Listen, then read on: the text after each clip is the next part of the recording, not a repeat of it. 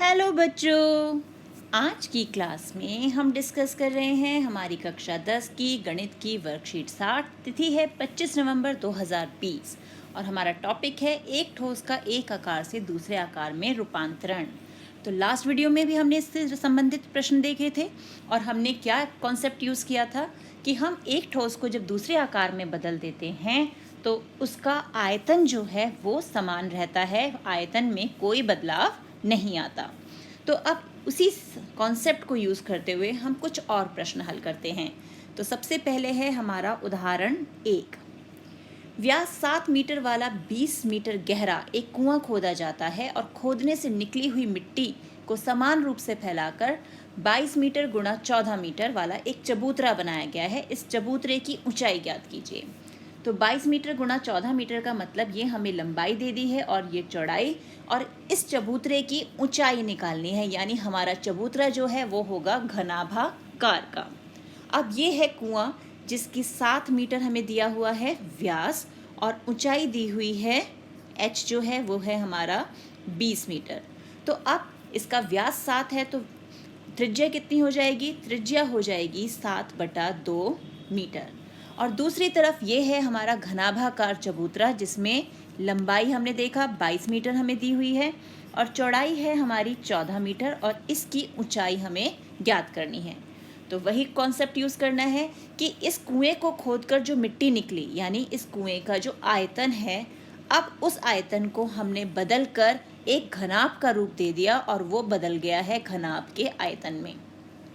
यानी कुएं की मिट्टी का आयतन और ये जो चबूतरे में जो मिट्टी यूज़ हुई है उसका आयतन समान है। तो अब हम क्या करेंगे, हमें पता है कुएं की त्रिज्या तो 7/2 हो गई, चबूतरे की लंबाई हमें 22 मीटर दी हुई है, चौड़ाई 14 मीटर, कुएं की गहराई 20 मीटर, ऊंचाई जो है h चबूतरे की वो हमें निकालनी है।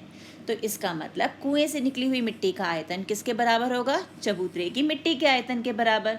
कुएं का आकार हमारा बेलनाकार है यानी πr²h, और घनाभ का आयतन क्या होता है? L गुणा B गुणा h। तो हमें चाहिए किसका है? इस h का मान हमें ज्ञात करना है। तो अब इसे कैलकुलेट करेंगे, हल करके हमारे पास h का मान क्या आ गया? 2.5 मीटर, यानी हमारे चबूतरे की ऊंचाई 2.5 मीटर है। अब देखते हैं हमारा उदाहरण 2। उदाहरण 2 में हमें क्या दिया हुआ है? 6 मीटर चौड़ी और 1.5 मीटर गहरी एक नहर में पानी 10 किलोमीटर प्रति घंटे की चाल से बह रहा है। 30 मिनट में यह नहर कितने क्षेत्रफल की सिंचाई कर पाएगी, जबकि सिंचाई के लिए 8 सेंटीमीटर गहरे पानी की आवश्यकता होती है। अब ये जो नहर है उसमें उसकी चौड़ाई दे रखी है और गहराई यानी ऊंचाई, तो ये हो गया हमारा b और ये हो गया हमारा h। यानी हमारी नहर जो है वो किस प्रकार की है? घनाभाकार है। तो यहाँ पर हमें इसकी चौड़ाई 6 मीटर दी हुई है और इसकी ऊंचाई h जो है वो 1.5 मीटर है। अब यहाँ पर L कैसे निकालेंगे? लंबाई क्या होगी? तो लंबाई कैसे निकलेगी? जितनी दूरी पानी तय कर रहा है, यानी जो नहर का पानी बह रहा है वो जितनी दूरी तय कर रहा है वही है हमारे घनाभ की लंबाई। तो यहाँ हमें लंबाई की जगह क्या दे रखी है? उसकी चाल, और चाल हमें कितनी दी हुई है? 10 किलोमीटर प्रति घंटा, यानी 10 किलोमीटर पर आवर।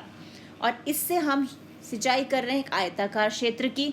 आयत में भी हमारे क्या है? एक लंबाई है और एक हमारी चौड़ाई है, और यहाँ पर क्या है? हमें 8 सेंटीमीटर ऊंचा पानी भी चाहिए, यानी उसकी कुछ ऊंचाई भी होगी।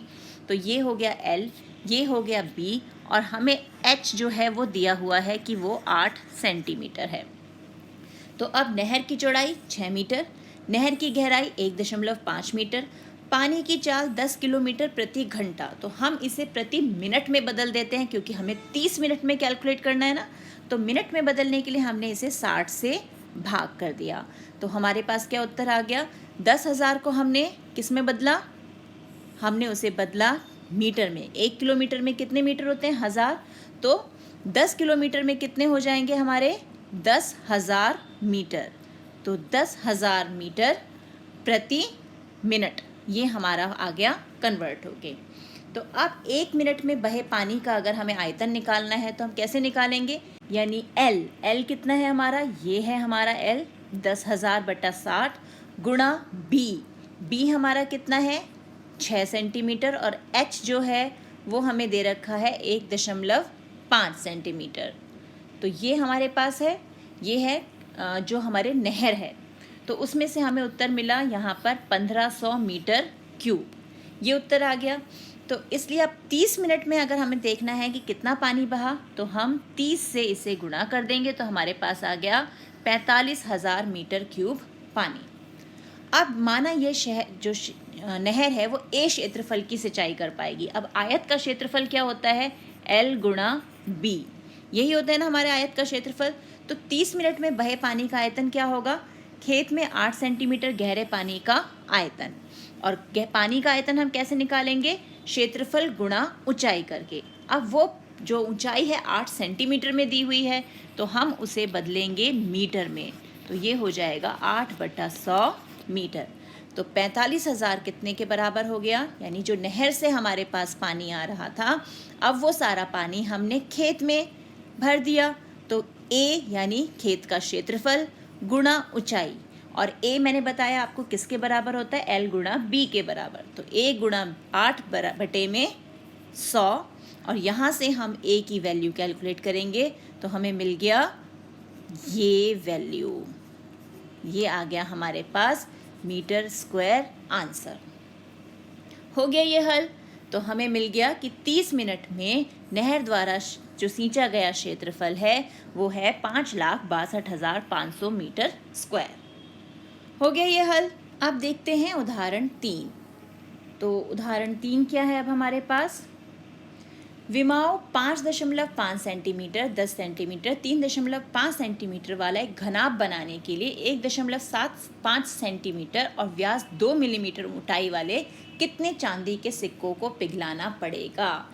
यानी ये हैं हमारे पास बहुत सारे चांदी के सिक्के, इनमें से कुछ सिक्कों को पिघलाकर हम ये घनाभ बनाना चाहते हैं, जिसकी लंबाई 5.5 सेंटीमीटर है, चौड़ाई 10 सेंटीमीटर है और ऊंचाई यानी ये जो है ये है 3.5 सेंटीमीटर। तो फिर वही कि जितने भी सिक्के हम पिघलाएंगे, जो इस घनाभ का आयतन होगा वही उन सिक्कों का आयतन होना चाहिए, तभी हमारे पास इस जो हमारे विमा हैं उनके उसका घनाभ आ पाएगा। तो हम ये मानते हैं कि हम n सिक्कों को पिघलाएंगे तो हमारे पास इस घनाभ का आयतन मिलेगा। तो यहाँ हमें चांदी के सिक्कों की त्रिज्या क्या दी हुई है, हमें उसका व्यास दिया हुआ 1.75, उसे 2 से भाग करेंगे तो हमें मिल गया 0.875 सेंटीमीटर। सिक्कों की ऊंचाई जो है वो हमें कितनी दी हुई है, हमें दी हुई है मिलीमीटर में, हमने उसे सेंटीमीटर में बदला तो हमें मिल गया 0.2 सेंटीमीटर। ये हो गई घनाभ की लंबाई यानी L, ये हो गई चौड़ाई और ये है हमारे पास ऊंचाई, और चांदी के सिक्कों की संख्या ले ली हमने n। तो n गुणा चांदी के सिक्के का आयतन, यानी एक सिक्के का आयतन को n से गुणा कर रहे हैं तो हमें मिलेगा घनाभ का आयतन। अब हमने वैल्यूज़ रख दी फॉर्मूले में, और हल करने के बाद हमें चांदी के सिक्कों की संख्या कितनी मिल गई, 400।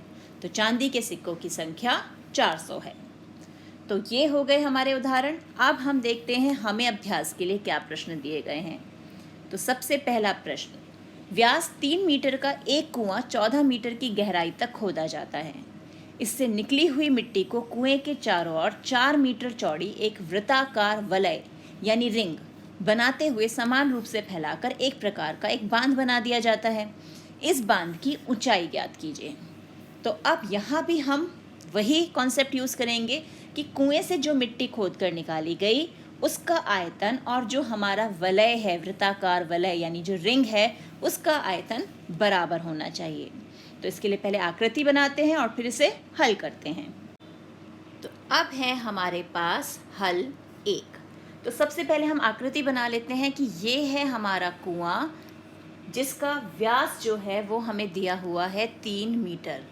तो व्यास हो गया 3 मीटर और इसे खोदा जाता है, यानी ये ज़मीन के अंदर खुदा हुआ है, और इसकी जो ऊंचाई है यानी ये जो ऊंचाई है, गहराई और ऊंचाई एक ही चीज़ है, वो हमें दी हुई है 14 मीटर। ठीक है।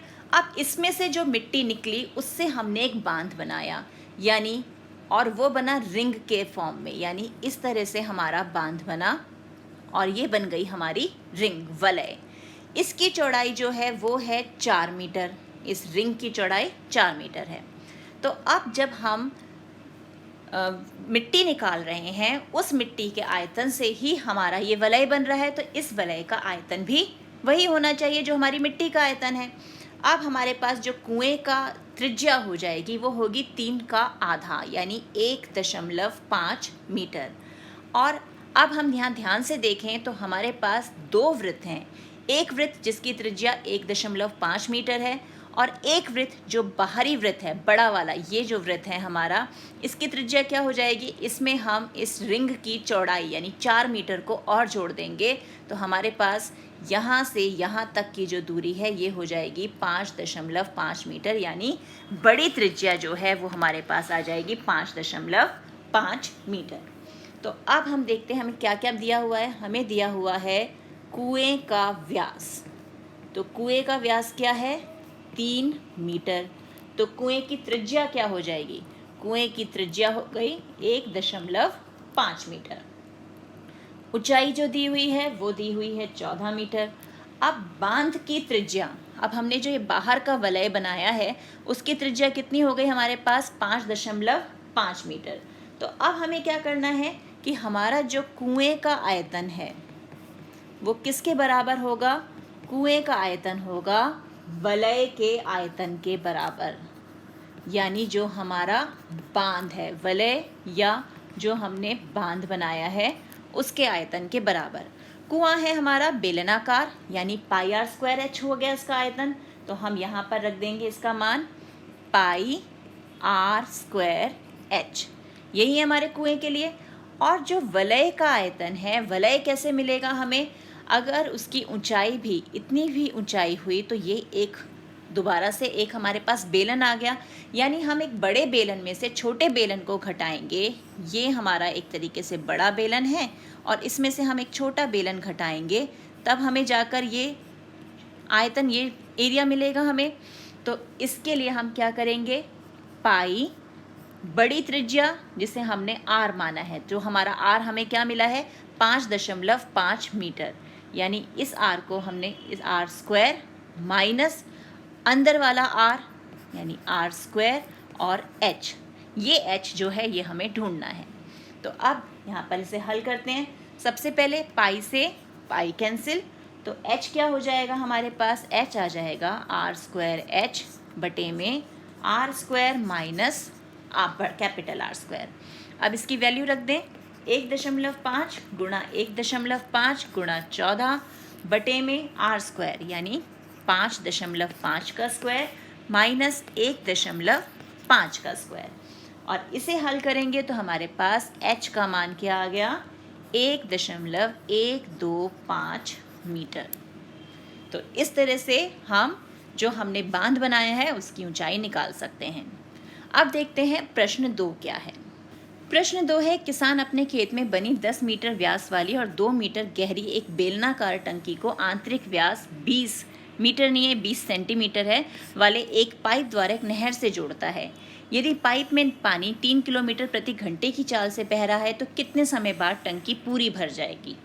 तो अब याद कीजिए, ये प्रश्न हमने अभी लास्ट क्लास में अपने लास्ट वीडियो में किया था, तो ये प्रश्न इस बार मैं नहीं बताऊंगी, अभी आप सीख चुके हैं, इसे आप स्वयं हल करेंगे और इसका लिंक जो है मैं डिस्क्रिप्शन बॉक्स में दे दूंगी। अगर नहीं समझ में आ रहा आप उस वीडियो को दोबारा देख सकते हैं। अब देखते हैं प्रश्न 3।